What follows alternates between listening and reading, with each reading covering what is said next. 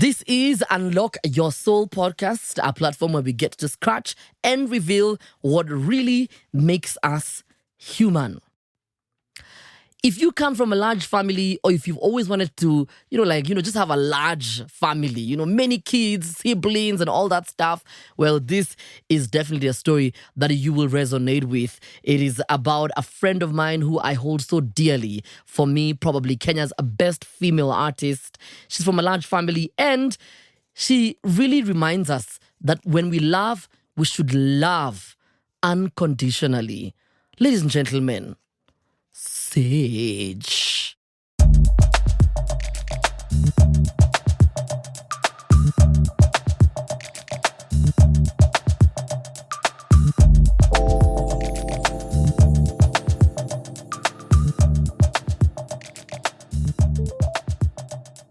It's Unlock Your Soul with Anto Neosoul, and welcome to Nairobi Street Kitchen. We are at bird exchange. It's the bird exchange where it's all about cuckoo and all those things. Are you ready to have some chicken? Yeah. And what are you having? You're having wings, right? I'm having wings. Okay, so we're gonna and have you ever eaten twice fried fries? I have never. I'm really in excited. Your life? I wanna know. You who's bushy like this. I know what they taste like. This is the thing by the about today. I need you when you're answering questions to find a way to throw in songs inside there. I always you didn't even have to ask. Sage, first and foremost, your name Sage. Yes. Is this like I've known you for so long, but I don't know why I always ask you this question every single time. Like those annoying friends. Is your real name Sage? Do I look like a sage? Do I look like I was born and my parents were like, we're gonna call her Sage? Being your friend, you're very like a sage. I feel like it's sort of become my identity over the years. Yeah. So it's really hard to distinguish whether it's like real or not. Yeah. But my real name is Barbara. I know some of you are thinking that's like some name that was invented 3 years ago, because everyone there's like no Barbara. I have an old lady name. It's an old lady name. No, that's the thing now in all this modern world. Are called Barbara. There are no Barbaras. Yes. Barbara. Yeah, that's what she used to get all the time in school. What kind of a kid were you in school? Were you noisy? Were you like kind? Were you a bully? What kind of kid were you? A bully. Like, let's just get to it. I was a very geeky kid. I was a very brainy child. I loved science. Oh God. And since I started learning classical piano when I was 9, that added fuel to the nerd fire. I was a nerd. I was a geek.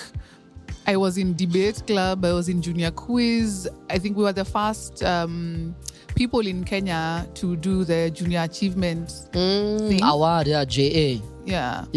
So I really just loved knowing stuff. Wow. I was obsessed with knowing things. And is this because I know you come from a really big family, which surprised me today. You've got 9 siblings. I do. Was it? Yeah. Have you seen how Sam is like, wow? Sam is like, wow. That's Sam is just getting shocked every second. Every second. I'm just like, my name is Barbara. He's like, what? Yeah, nice, but honestly, what? to be honest, I mean, if you call yourself like Barbie, would have made sense. But Sage, and then the real name is Barbara. So, I mean, was growing up in such a huge family, I mean, is it about like finding your space, or is it like so much like influence from like the other kids that you just have to make it? Like you have to succeed. It's very odd because growing up, the way my parents brought us up, we all had our individuality. I cannot when I think of my siblings, no two are alike at all. Wow. Everyone has a very distinct personality. Yeah. So there might be similarities, but we all have very distinct personalities. Yeah. And I love that my parents encouraged that, and they were very attentive to us. Yeah. Because I feel especially with my mom and my dad, as much as they were busy most of the time. So my mom was a housewife, but she was running the household with 10 kids. That's a lot. That's insane. Yeah. So even all that included, they still had time for us. And I feel even when you look back at our memories as kids, we can recall moments when we had alone time with our parents. Yeah. We always felt like there was always your parents always paid that. Our parents always paid attention. Yeah. Or it felt like they had time for us. Yeah. They had time for parenting. Let's talk about your 9 siblings. First and foremost, let's big up your parents. big up. Because I know, it's wild. We're 3 children in our home and we were just madness.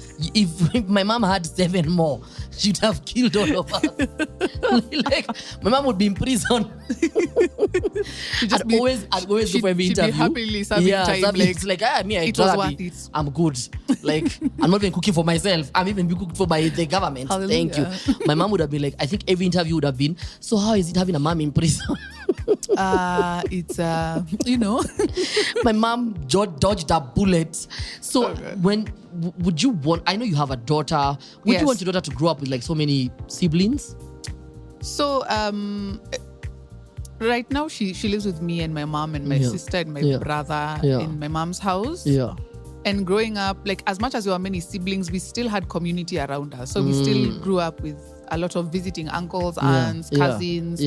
So there was always the community factor, and I really love that for her as well, because she has many cousins and we're very tight-knit as a family. So she has many cousins. So I don't think she's really missing out. Sometimes I'm like, do you want me to like give you a... She's just like, listen, lady. I love being she's like, but I have cousins. But I have please, relax. And she's like, not the last born in your home. Yeah, she's basically last born in my home because my mother is her mother. This one is his. They're that guy there, yeah. You're having chicken, right? Yes. I was like, that chicken? Give me a cup. Chicken is blended. Chicken in a cup. Chicken soup. Your daughter is like the last born in that home. Yes. Oh, she runs our house. She's very much our last born. Is that how you are as a kid? Does your mom tell you like, oh my God, you're paying? This is you paying for what you did to me? It's the funniest thing because my mom, I don't think notices as much as I do. Because sometimes she'll say stuff and I'll just be like, you are my child. I cannot deny you. Like, where did these thoughts come from? Even sometimes the way she makes, like she'll say a term for something. Like, I remember when I used to grow up and I used to, how like chuma smells or like that taste of chuma. And I used to always say, oh my gosh, it tastes like silver. I don't know why I used to just say it tastes like silver. But it's something I forgot. Because it's something I used to do as a child. So one day we're chilling with her and she's like, Mommy, this tastes like silver. And I was like, girl. Gosh. Who told you the vocabulary? Who taught you the vocabulary? Like, why are you behaving like and me? Like, she does exact same. I was very opinionated growing up and I was very open in how I communicated with my parents. I was their entertainment for them because I used to come and just say ridiculous things. Exactly. I used to bully my parents. I'm so sorry, Mommy. And they'd let you, like, they're just like, you do you. Yeah, they'll just be like, it's like... Do you feel that's one of the reasons, like, now I've been seeing you doing a lot of, like, taking over clubs and, you, when we were busy talking about our recent travels, I'm busy saying, I was in Mauritius. There's that G4. That guy who does this. Kirere. You then throw in there, like when I was performing for the Pope. Which Kenyan artist do you meet tells you that I was performing for the Pope? Do you feel your upbringing is the reason why things, for you, certain things or achieving certain things, it's not a big deal? It's like, it's possible. It can be done. I think we were brought up to have very, like, limitless thinking. Like, anything felt possible for us because we never had, like, even just with the musical dream, I was supported by my parents. My dad was the one who made us all go to the Kenya Conserve to learn how to play classical piano. So everyone keeps asking me, especially like when I was in high school and I was like, I want to be a musician. Because I wanted to do orchestra music. Everyone's like, oh, hey, your parents wouldn't. I'm like, my parents. They're the ones who made me. They were the ones who pushed me in that direction and very supportive. My mom has been very supportive in my music career. And a lot of the pushback I got was actually from people who are outside of my family unit. So I think in our, like, the upbringing also was very, I think my parents allowed us to explore whatever we wanted to explore. Because I did gymnastics. I was, like, as I said, junior achievement, debate club. So I was doing the geeky things. I was also doing the sporty things. I was also doing, like, whatever I felt like doing, they encouraged that. So it also allowed me to feel like I actually can do anything if I put my mind to it and if I give it all I've got, and like nothing is impossible. So it's weird because sometimes things will happen to me And it later hits me, like a year later is when it's like, oh my gosh, I performed in front of the Pope. Like, is this even a real thing? First, tell us about that. Like how, is this a real thing? How are you feeling knowing that, hold up, yes, now I'm in Rome. Hiya, I'm actually performing for this guy. Like, it's not, it's real. So it's not a dream. The day it sunk in was on the day. Wow.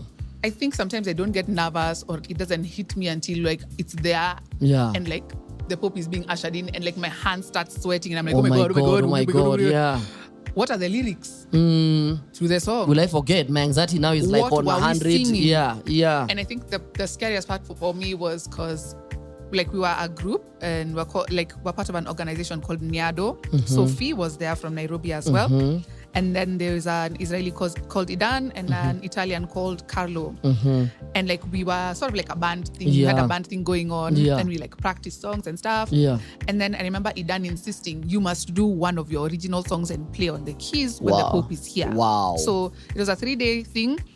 And they were like, you're not performing the other 2 days your song. We'll do the other songs. But on the day the Pope is there, when he's there, we want you to sing your song. Wow. They really insisted. Wow. So I'm like, my palms are sweaty. I'm like, do I even know how to play the keys again? After playing all your life. Yeah. Now I don't know. It was really scary for me. Yeah. But it was so, like, I think when the magic is happening is when it truly in your heart registers that, oh my gosh, nothing is impossible. Absolutely nothing is impossible. Because I remember playing and I was really nervous in the beginning, playing and looking down. And then I remember looking up like this. And so the theater had like 1,000+ people. And they all had their like phone cameras on and like waving them. And I was like, what is happening? Oh my God. They're recording it's me. Literally, it's like I'm in a sold out concert. Yeah. Wow. I was like, and this is people from all across the world. Wow. And who are being, it was being aired on YouTube as well. And I think on some Italian channels. It was just like, this is so unreal. Well, how does that make you feel about yourself and every upheaval, every pothole, every bump you've had along the way to reach that point where, you know, I don't know, not in a bad way. When you're not a musician, you will never understand what it means at a repertoire for the Pope. Okay, truly, yeah. Leave the whole institution about the Pope, whatever feelings you have about religion, whatever, let's put it aside. The personality, the access, it's not there for anybody. That's true. So that the fact that you've come from all the things you come from a country where people might not understand you, and here you are being told, by the way, day 3, you're performing your song, and you're like, why mine? Like, what's so special about me? What's mine so is special fire. about mine? Like, Kwani, you guys get my vibe. Like, Kwani, I have good music. This good. It's very confusing. Yeah. It's a very confusing thing, especially coming from a country that pushes back your creativity sometimes because you don't fit the norm. And then you go out there and you are celebrating. It's such a weird feeling because you see, it's something you've craved all this time. Yeah.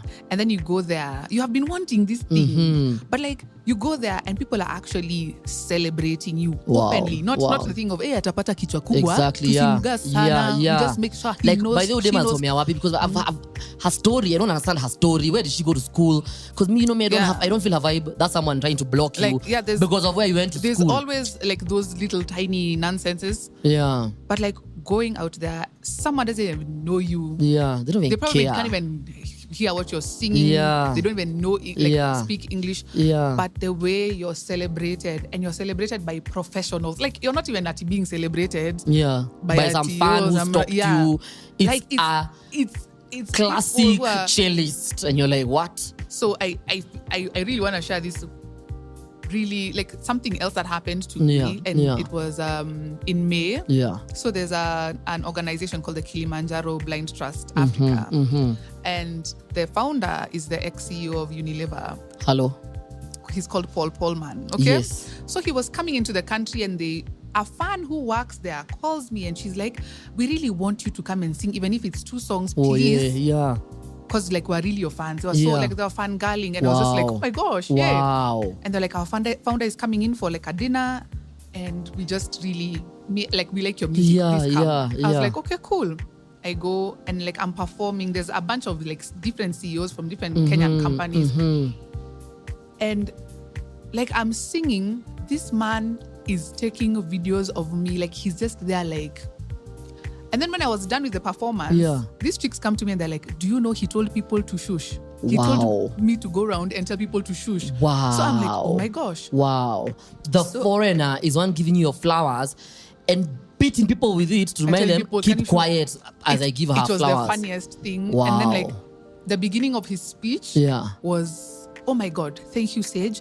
If she's selling any music, if she's doing whatever, please support her. And I'm like, why is your speech starting with me? Again, imposter syndrome. And then the thing he did the last, like at the end of the night, which was the most shocking for me, was I had gone to like say hi to some of the beneficiaries of the Kilimanjaro Blind Trust. So I was really excited to see them and just mingle with them, and like, because I loved their speeches, and it was just like I had such a beautiful time. Yeah. So one of the waiters comes to me and he's like, can I please have a selfie? And I'm like, oh, of course. And we take a selfie. And then this guy comes, the founder, he comes with his phone, and he's like taking a selfie. He's like, oh my God, you sound really good. I'm just like, you know, do you know in who Kenya, you are? It is like, the CEOs will not. Are you aware? I'll have to like talk to Anto. Anto, please. So you had the CEO likes me. Can likes you my please music. introduce me? Please introduce. Now take me to the CEO. So it was funny because it was him who came looking for me. Yeah. Like that's weird. Like that's unheard of. And for me, what I'm envisioning is this idea of people. I'm not even giving you flowers, but you always have to reduce yourself.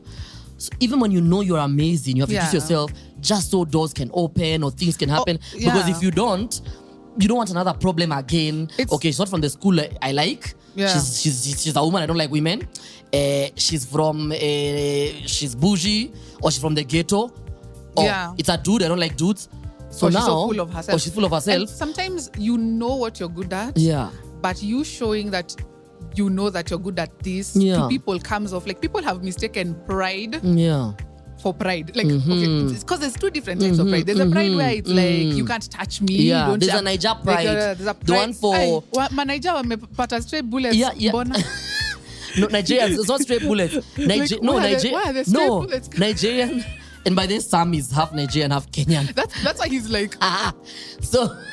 like, what? What did I do? It's for stray bullets for Nigerians, who I love them.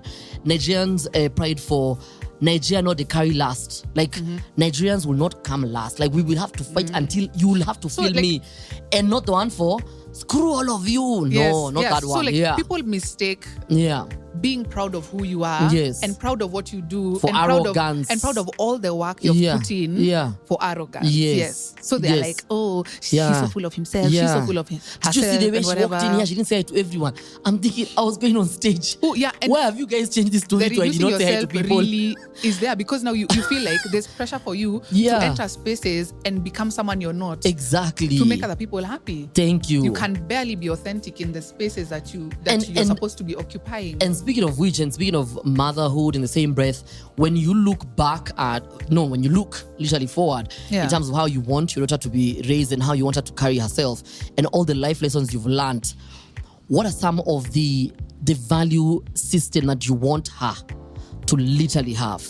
I think one of the biggest things we need to teach our kids is how to believe in themselves, how to trust themselves. Because we grew up in a society that teaches you when you're a kid that you can't trust your own brain. Yeah. You know how weird that is? Yeah. Like, I want to send you into the world. Yeah, Edith. Oh, it looks delicious. Thank you. Like, why would you want to send your child into a world when they're not sure of who they are? You can easily just be taken astray every corner. Yeah, taken this way, this way. Yeah, no msimamo. And I feel like I really want her to trust herself, to trust her intuition, to trust her conscience. Yes. You know. Yeah. I really want her to have self-belief, because like the world will try and. For some reason, it's a threat to people when you believe in yourself. It's a big, big threat. Yeah. When I left high school, I believed I'm doing music. Yes. It's not a thing now. People are against it. People are like, oh my God, your parents, you won't make money from it. I'm like, but I'm still doing it. I don't care. Yeah. But it got to a point where it starts to get to you. Yeah. It starts to get to you. And if you do not have that community, if you do not have that inbuilt self-belief and self-trust, you can easily give up on things that could have made you live such a fulfilling life. So I would love for her to have that self-belief, because I think that's also what my parents did for me. They helped me really believe in who I am and what I want to do in the world. Yeah. Because this world wants to control you every day. But it's fine. It's such a because if you don't, I mean, if your kid doesn't have that belief from you as their it's first very lesson, important, yeah.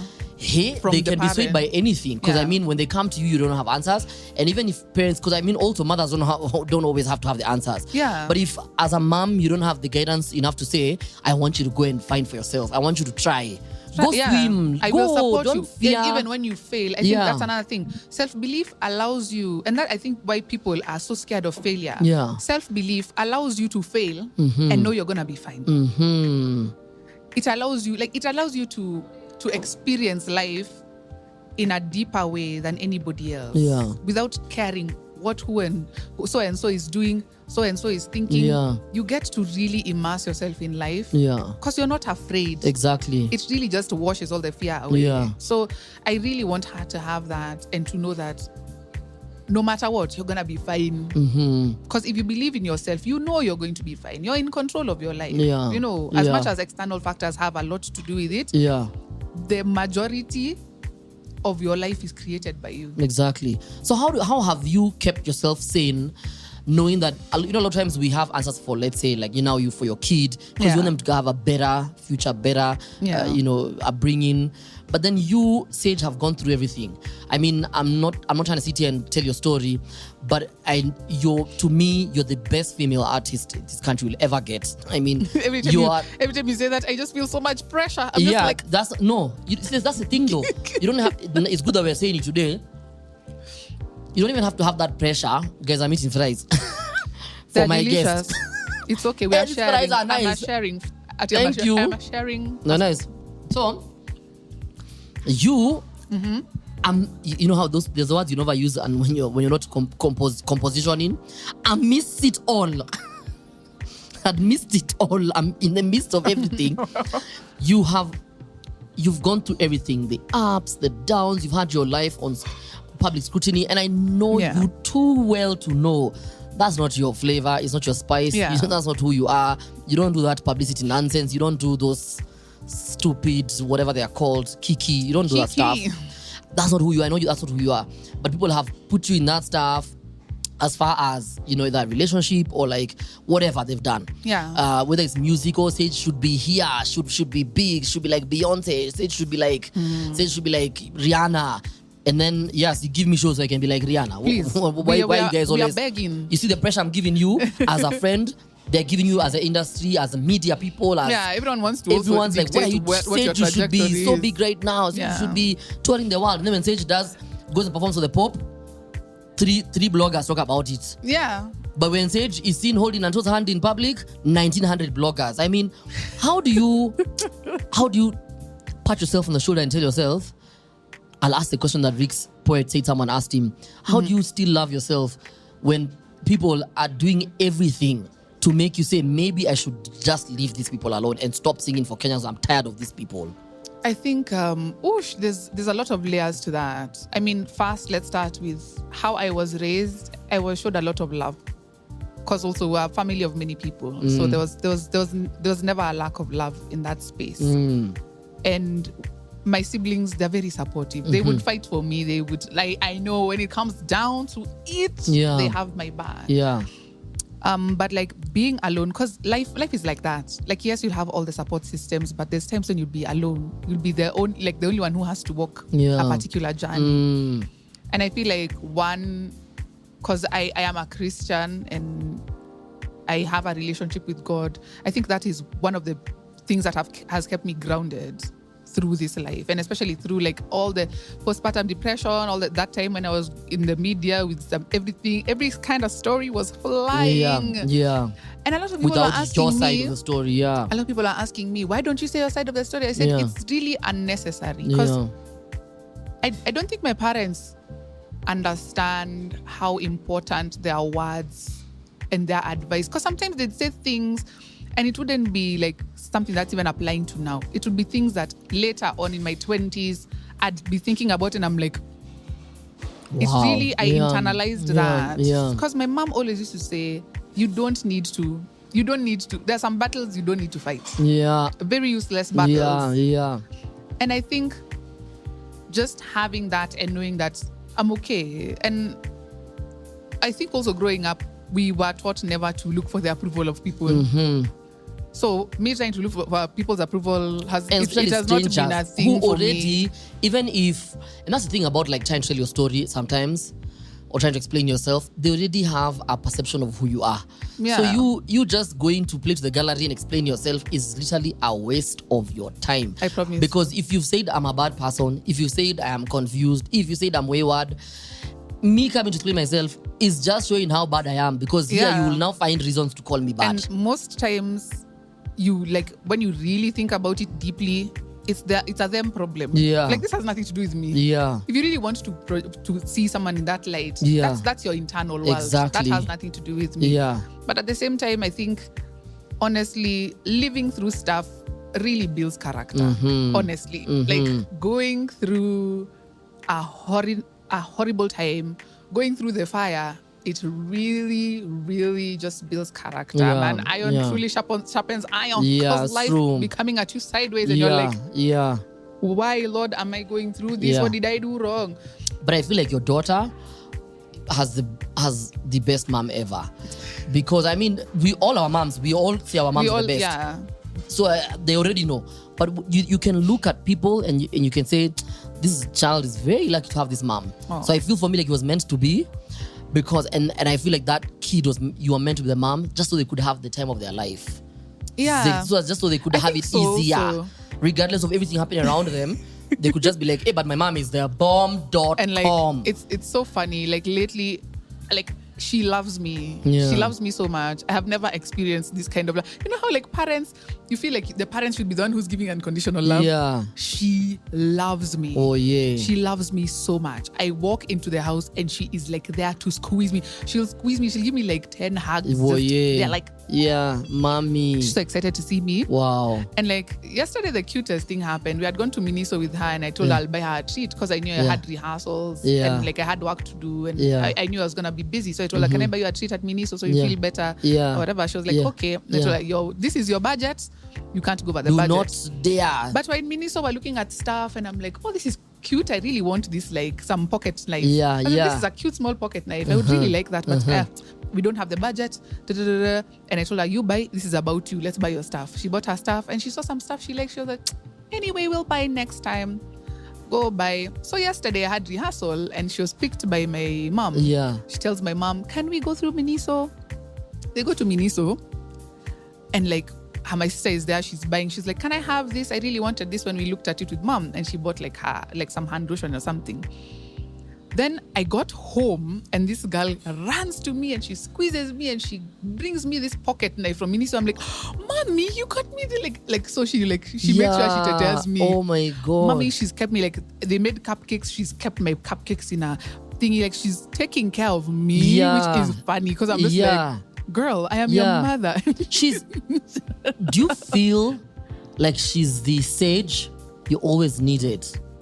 Going back to your name. Yes, I feel so. She's so wise. She's it's wise. Like this sister, this grandma, this mother that you've always needed. Like your mom is your mom. My mom is But great, this one is like, this is a grandma that I probably never had. Where did she come from?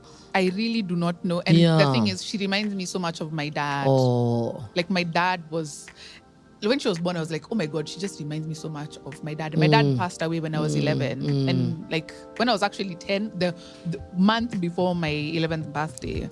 And me and my dad were really, I was a daddy's girl. Yeah. Like I did have the bond with my mother as well. Yeah. But like I was very much a daddy's girl because my dad was also very, like an intellectual person. Exactly, like, into books and into stuff like that. So I feel like we bonded on that a lot. And then here you're the Yakayang he one taught now. me how to play like drafts and stuff. Like we used to I used to really enjoy his company. So I lost my dad really young and that really took a toll on my mental well-being growing up. And I actually started writing music because my dad passed away. It's because I did not have an outlet. I didn't know how to express my grief. So I started writing after my dad passed away. And like every time I bond with my daughter, I just like it sort of gives me that vibe. It's like I'm bonding with my father again. Wow. But like she's such a blessing. Like I know parents are like, oh my God, I love my kids. Exactly. And but this one is special. Like this one is, I mean, parents say I love my kids, but your kids say I love you back. It's the way they behave. Like and especially when you're not there as a mom. Yeah. When you hear things like your daughter deciding to convince her auntie, buy this for my mom because she didn't buy it for herself, because she's buying stuff for me. And then you're like, but also it teaches you how, and that's why I like that your mom guided you from like, don't answer this nonsense with the blogs or whatever. Yeah. Because do you see how kids are able to read through us? They really do. Like your mom is like, I mean, even as we've seen with our moms, they want to buy for you something, let's say in Christmas or at Christmas time or whatever. Yeah. And they can't afford it, so they just get you like a jacket. Yes. But you really say, one day I'll buy my mom the outfit she loves. Yeah. With no sina extra for this, or I'll buy her the shoes she likes. Yeah. Just because sometimes they really sacrifice. One, it tells you that you're really raising your daughter with a lot of lessons. But also two, I'm sorry for crying. Oh yeah. It's just like I never really think about these things. But also it makes you realize that your daughter is really seeing you in the way that you don't see yourself. Yeah, she really does. Yeah, and it's beautiful. I mean, it's if anything, if there's any consolation, is when you realize, oh my God, my daughter learns so much from me than I have learned from myself. So I really think that's beautiful. I mean, I'm so happy because for such a long time, like especially in the beginning, because I have I had a postpartum depression, and I felt like such a horrible mom because she was such a happy baby, and I was barely there because my mental was not there. I was not 100, and I was just always silent or like on my phone. I was really just going through it, and I didn't have like. Luckily, we were like, I had her at the time when people had started talking about like mental health and stuff. Yeah. So at least I like clocked what it was later on. But I felt like such a bad mother, and I continuously used to just be like, I'm such a bad mom. And like to just have this 180 moment where I'm like, I guess I'm not as bad as I thought, because I felt like, because sometimes you feel like punishing yourself. Yeah. Like, you are such a bad mother. You deserve what you're getting, or you deserve this, or you deserve the or like struggle. What did you expect? Like you did this, so this is the repercussion now. So it's such a 180 moment to actually be in this space with her. And this little kid really, truly, deeply loves me in a way I cannot understand. Yeah. And it's, it just but feels also like, imagine it's a kid who has so much love within themselves. Yeah. And it's a thing, and I think that's the lesson that I've been getting from this first season of the podcast is, one, like I said, you will never be able to see your own face ever in your life. Honestly, unless it's a photo or it's through the mirror. Yani, and the mirror is a lie. Yeah. So the way the kid sees you, bro, that's like the best way you can see yourself. Yeah. Literally, you can't. But then also, we are taught to hate, but we are born through love. Whether it's weird. We are literally taught to hate, like, don't talk to me, or like, stop hugging me. Like, you teach them now to like push them away from you. Yeah. But then here is a child reminding you of the power of love. And to me, I'm not a mom or a dad. It's, and a lot of, as far as postpartum depression is concerned, the truth is, here is with any consolation, is that you're just human. For sure. And the only difference between you and your mom and my mom is that you're able to acknowledge it and speak about it. Exactly. They went through it and they were told, you shut your mouth, you're raise that child. Now those things, no, you're thinking about what? No, you don't think them. Yeah. Imagine they didn't have phones. Imagine, yeah. They didn't have at your place they could go to like Sarit and like walk around and say, me, that child is screaming, I don't want to be next to that child, I'll kill them. They walk around, they go they had to sit there and deal with that. And just deal with their whole body and so it's you're not a bad ever. You're literally a human who is literally has birthed into this beautiful girl that I mean I can't wait. Does your daughter sing? Does she sing? Oh, she sings. Is she gonna give us a round of money when we are old? It's like, sasa utaimba hii cover song yangu, nimekupea rights. Nimekupatia rights. Siwezi imba tena. So you have rights. There's a video I have of her when she was about 3 and she was seated by the piano. Yeah. And I think she was like calling me. So I said, yeah. And then she starts playing a song and she's like, mommy, mommy, mommy, mommy. Oh, yeah. Like it's a whole long song called Mommy. Like she's just like, mommy, mommy. And I'm taking a video and I'm like, at some point I'm like, what is this? Mommy, so mommy, mommy. Yeah. Like, this is so cute. Oh, yeah. And I don't know, like the love that she has for me. Like honestly, you know, sometimes someone tells you about unconditional love and it just feels like it's not a thing. Like I've seen it from my mom for sure, and then now from my daughter, and I'm just it just blows me away every single day that someone loves me, even when they know I'm not perfect. Exactly. Like, or even when you know, like, I don't deserve this loving at all. Yeah. How does this make you feel about your mom, who, since you are a kid and to this point, I mean, your mom, every time I've spoken with you, your mom is like the rock. Your mom is the rock. Like your mom has raised you since your dad passed on. Your mom will take care of your family. Whether even if you had 19 children, your mom would be there. She'd be there standing, that's my fighting mother, for your sure. family.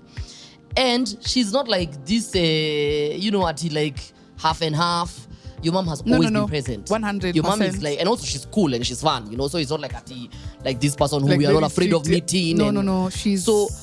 What does that make you feel about her? And when you really think about it in retrospect, you're like, guy, my mom is a nice person. My mom is, God, I'm gonna cry again. Don't make me. Yeah. I mean, this wasn't a plan. We were supposed to eat fries and eat chicken wings. Right. Now, by the way, people are gonna troll me. I'm the one who's fishing your fries. He's fishing the fries. That's why I'm crying. I'm fishing them because I don't want to look at you. No, like my mom is she's like such a fantastic person. My mother is the mother to many. My mother has raised very many people in her home who are not necessarily blood related to her. Yeah. There are very many people who are not related to us who call her mom. Because my mother, she's very welcoming. She's very welcoming. She's very warm. She's just ready to. Like, my mother is Mother Earth. Yeah. Mother Earth. Like, she literally will be mother to anyone and everyone. Yeah. Wow. And just growing up, seeing how caring, how open, how she went out of her way to make sure people are comfortable and people felt loved and people were taken care. Like, wow. My mom is that lady. Me, I don't know. Every time I'm just like, it could never be me. Yeah, like, I don't know why you take all of this. This is a lot. I would be chasing people away. Yeah. But like my mom, even to this, like, because a lot of how I got through postpartum depression is because my mother, so them, they don't know these terms of what your postpartum depression, doing my mental health. They just say I was stressed, but I had to get over it. They just know stress. The word this lady, for I think the first couple of months, used to wake up in the middle of the night to come check up on me because that's when the baby is waking up to breastfeed. And then she used to bring me breakfast in bed every single day. Oh yeah. She used to bath the baby for me because she was just like, this girl, she could just sense this girl is going through something. I don't know how. And that's the thing. She's like, I don't know. I might not know the words to say right now, but what I will do is I'll make her life easier for her. And because I feel like that's also how I give to people. I might not know how to say, Anto, everything is going to, I might not know the magical words to cure your soul. But I'll be like, I know if I make sure Anto has this and this and this, it's going to make his life easier. Exactly. And the healing journey can be easier for him. Yeah. That's so beautiful. And just that the fact that your mom has 10 kids and she's able to literally be in your lives fully to each and every one of you, regardless of all the, all kids, we all have issues. Yes. But the thing with issues is that our parents, even when they're the cause of the issues, especially moms, they somehow always find a way to just even bring themselves in their lives. They might not even say sorry like you're saying. But my mom is not for sorry. Moms, they don't know sorry, dear. She will send you food to fill the freezer. What is a sorry? Say sorry. It's like, you're full now. That's how mom says sorry. So just know I'm full of love. So also let's go back to the music as you conclude, which is so difficult because I know you have to go for rehearsals and stuff. Yeah. But I feel like even that I've interviewed, I hate that word interview. Even I've spoken with, we have to like do a follow-up and like, hey, how is life? Yeah. First and foremost, how do you stay so sexy all these years with this Nairobi economy? How do you feel so fresh? How are you so alive? Oh, I have the spirit of a 19-year-old. Dude, why are you ignoring me? I did it. I know. I'm why ignoring are you it. so alive? I hear that every single day. Every single day. Every single day. We're gonna insert a clip of Sage performing at one of my shows so you understand why. Even as my friend, let me tell you, there's nothing as good as having friends who are talented. Guy. Because when you say they're actually talented, they are talented. If you guys have realized, if you're my friend, I don't call Sage Sage. I actually call her Sage. Because that's how petty I am. But that's how her real friends call her. Jemu. But how do you how have you said so fresh? And here is not for people's standards, please, to your standard, like how you're humble, you're kind, you're just funny, you're so loving, you're always available. How, and I know you and I have our own anxiety issues, but how do you still keep yourself fresh, keep yourself, like going, performing, looking sexy on stage, performing with the band and never like, you're just Sage. Yani, you're a superstar in my eyes and in many people's eyes. How do you keep this fire going, Sage? I think I have a hunger and a thirst for life. Yeah. And just exploring life. Like the way I said, I always wanted to know more. I always wanted to see more, to feel more, to just experience more. And I feel like also you sort of become what you have been fed in your life. And I feel like for me, it's been a lot of love and it's been a lot of just curiosity. I was allowed to be curious. That curiosity has followed me all my life. And deep down inside, when I turned 19, my spirit is still 19. I still feel so youthful. That's why like everywhere I go, I'll be the practical joker. I'll be the one who's laughing. The life of the party. Not really. Like sometimes I know you can be an introvert. I can be a very introverted very shy. person. But like in special, like in situations where I feel safe, I'll be the guy who's laughing the whole time. Just be like, she stops laughing. But why is everything so funny? Why should she know? But it's just I don't know. Life is I choose to look for experiences in life. Like I want to experience life, and I've learned as I've grown older that even the bad experiences, they're experiences too, and it's just a reminder that you're alive. I think I'm very thankful to be alive. I think that's the thing behind it. Wow. Being thankful for being alive. So it doesn't matter where you throw me, where you put me, where I'm performing. I have fun. And then also the fact that my fans are so good. They're the best. I love my fans. we are the best. I love my fans so much. Me, I'm a Sage stan. I stand for Sage. I love my fans so much. I love them so much. I don't think they will ever grasp. I don't think they'll ever understand how much I love them. I'll be in a show, and even if it's just the one fan, I will be so who's happy. like really singing my joy. My joy. Yeah. And I think just having a community, having people who enjoy what you do, I think it's also the thing for when you give and you see that you've blessed someone, it also blesses you. Yeah. Being a blessing is a blessing to your own self. So it's that as well. It's just this it's so funny what this episode was supposed to be about, like friendships, like you and I, but then I realized that's a very fake way to speak, because you don't speak about friendship like that. Atikam, let's talk about our friendship. I mean that's but that's faking, because it's like now wanajaribu kutuambia they are friends. But then I said no, I want to talk about motherhood with you, because to me every time I speak to you, your mom is mentioned, your daughter is mentioned, your family is mentioned. I think I'm the one who listens about my family all the time. Oh, my mom's school. You know my mom? You know my teacher? Then before you realize I've called my mom. So I always feel like, before I used to feel bad. Then I felt like, no, I've had too many friends whose parents have died who keep telling me, guy, you are annoyed that your parents are calling you every 3 minutes. Please let them call you. Because me, if I saw dad on my phone, I would literally run to the hospital because I'll be like, there's no way my dad has called me. He's not even alive. So enjoy those moments. Like, enjoy it. And plus, I think there's no shame in talking about the things that make your world go round. Absolutely no shame, man. If it's your our family, love for food, if it is your cat, if it is your what, like, even our love for food. Talk about it and talk about it freely. And I think the beauty of our friendship is that there's no judgment here. Yes, we don't. There's no judgment here for what? In fact, if anything, we're here to like remind each other by the way it's star. You are a star.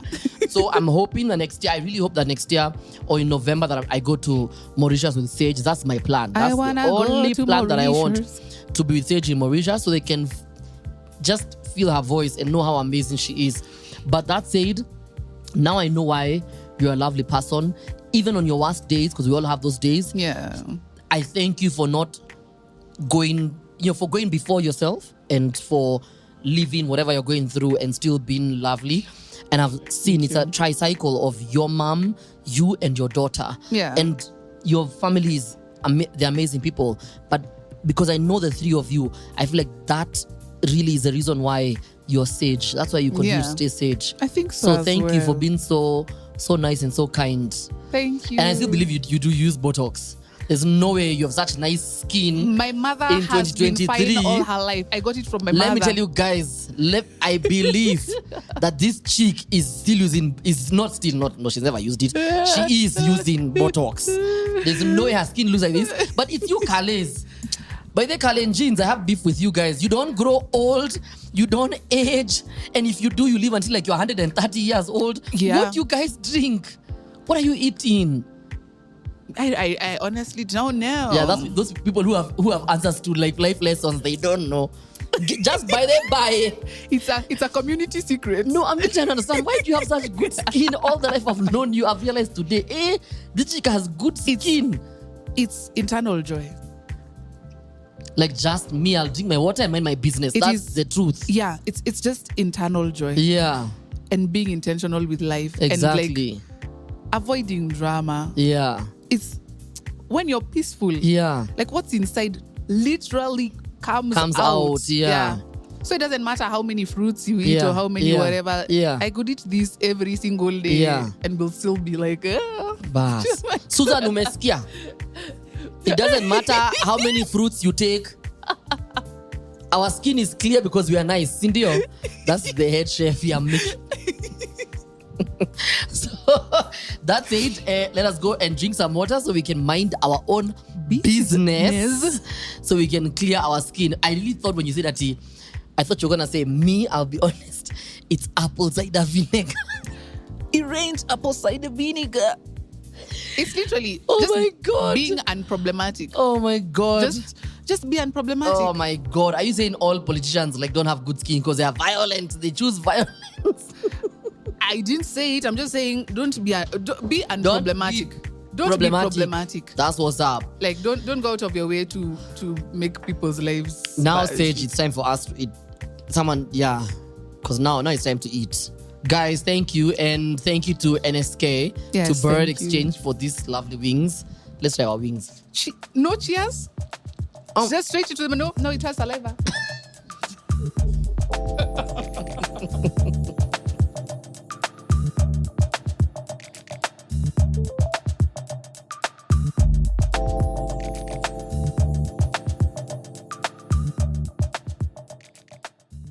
Thank you so much for staying to the end of that very interesting conversation with Sage. And I do hope that today you will look back and look at the people who in your family have supported you and also show them some love. Show us some love on our TikTok at Unlock Your Soul Podcast, on Instagram at Unlock Your Soul Pod, and on YouTube. Subscribe and show some love at Unlock Your Soul Podcast. Next week, get to know more about Nairobi and what Nairobi is really all about. Karibu Nairobi with one and only Mr. Wango Alfred. Please give us a little background about why you have Rasta, what it means to you, and what it should mean to people who, especially now that we're not really fighting for our freedom, to be decolonized, what it should mean to people when they see us with Rasta. first of all, there's that aspect of homage as well to Mau Mau. Yeah. Because you find also like the Rastafari movement were inspired by these guys who are termed as barbaric. Yes. Because they are like fighting all these imperialists in Kenya. So when guys out there are like, damn, there are guys here with like, they are here all out and they are fighting for freedom. Yeah. So for them, they felt like they're standing with these guys, like a show of solidarity. Yes.